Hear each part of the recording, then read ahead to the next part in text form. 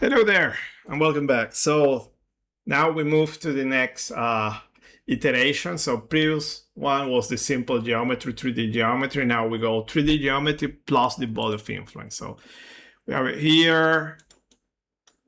And there you go. So my body of influence now is this cylinder. So remember in 2D, I put the rectangular region. It's up to you. If you want, you can design the rectangular region plus the cylinder plus whatever. You can put as many as you like.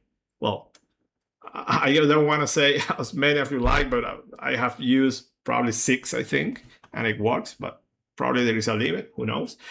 So yeah, simply, very simple. Okay, so here, just to remind you, remember that you need to create your, okay, in this case, we don't need to create, I don't have the split. Okay, it's not like the last iteration in 2D, I still don't have the split. I have the bodies that they are separated. So I have the main one and then the extrusion. Okay, then you have your groups. Remember that in your groups you have all the faces here that you will access. So here it's telling you this is face, face, face. You have the edge in the cylinder that you're going to do use to do the refinement, and look at that, you have the volume there, and this will be your body of influence. Your operations here, nothing new. I hope things are clear. Save as, and let me also use a TMP. I don't want to overwrite. So in the video description, also you have the link to download the cases, so you have it there. So now we move to the meshing model. So meshing model, it is exactly the same as the previous one. Okay, the only difference now will be that we are adding, okay, so you have, let me go and erase the mesh, clear mesh data. Here we only have the extrusion. Remember, the global parameters is only the extrusion 3D, and here you define your number of segments, that is only 1. If you want to have more, it's up to you.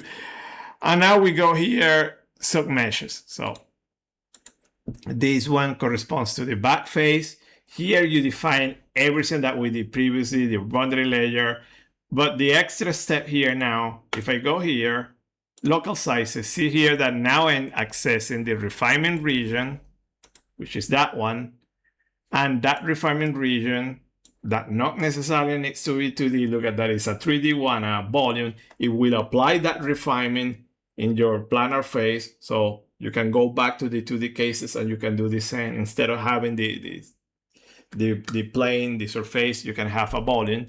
You apply your volume, so here is on solid, I'll assign your refinement, and the rest is exactly the same. So also you have the other that I think this one will correspond to the cylinder.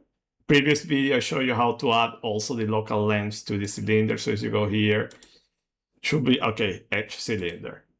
And at this point, okay, let me check here, change. Okay, here there is no problem with the order of the operation. So, but in some cases, no, it can be problematic. No, you have to be careful in having the right ordering. And this is it. Let me hide it here. So here I'm showing you also a different type of body of influence. Now, as I said previously, it was the rectangular. Now I put this cylindrical or sphere if you want, whatever. And this is it. The rest, it works exactly the same. You export it, remember to erase this edge, otherwise it's going to give you problems when you convert to OpenFOAM.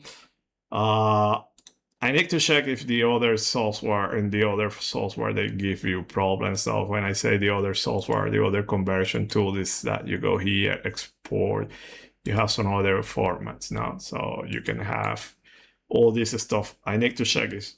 They give you problems. Honestly, I haven't checked. They have seen that in OpenFOAM. But yeah, it's something that needs to be checked. So this is it. Okay, very easy. Okay, hopefully you're following the steps, the cadence. And now the next case will be the one where we have the shared topologies. That one will be very interesting. So thank you for your attention. See you next video. Bye.